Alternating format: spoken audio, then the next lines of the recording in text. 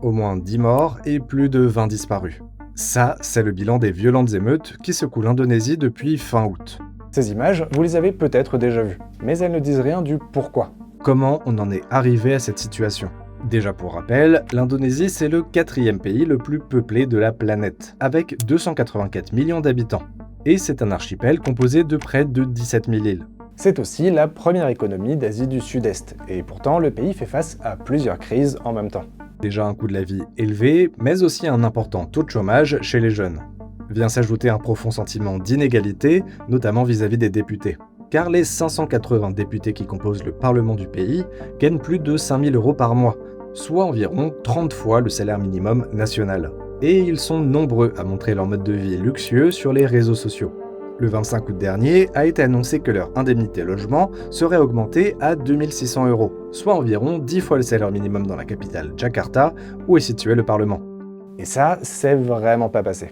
Des manifestations ont éclaté un peu partout dans le pays. Mais elles étaient largement pacifiques, en tout cas au début. Jusqu'à ce que cette vidéo devienne virale. On est le jeudi 28 août, et en marge d'une manifestation, un fourgon de police écrase et tue Afan Kurniawan, un chauffeur de mototaxi de 21 ans qui faisait une livraison. Sa mort devient un véritable catalyseur, qui relance les crispations de la population envers les violences policières. La police est accusée d'avoir recours à un usage excessif de la force sur les manifestants.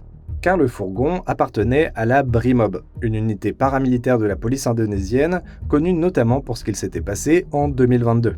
Le 1er octobre 2022, les membres de la Brimob avaient tiré au gaz lacrymogène dans l'enceinte du stade de Malang, après des débordements pendant un match de foot. Ça avait provoqué un mouvement de foule qui avait fait 135 morts et 583 blessés. Alors, peu après l'annonce de la mort d'Afan Kurniawan le 29 août, les manifestants se sont réunis devant le commissariat de la ville de Jakarta.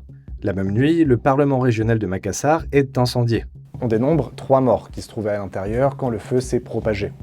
Et dans cette même ville, c'est un homme, soupçonné à tort d'être un agent infiltré, qui a été battu à mort. Le lendemain, les maisons de plusieurs parlementaires sont pillées, ainsi que celle du ministre des Finances. C'est à ce moment-là, le 31 août, que le président Prabowo Subianto a réagi. Il a annoncé réduire les avantages des députés et revenir sur l'augmentation de leur indemnité logement. Mais il a aussi annoncé le déploiement de l'armée dans la capitale, tout en qualifiant de trahison et de terrorisme les émeutes et les pillages. Depuis, les manifestations se sont calmées. Un policier qui se trouvait dans le fourgon ayant tué le chauffeur de mototaxi a été démis de ses fonctions. Reste que près de 600 manifestants sont toujours détenus par la police, sur les quelques 5500 interpellations.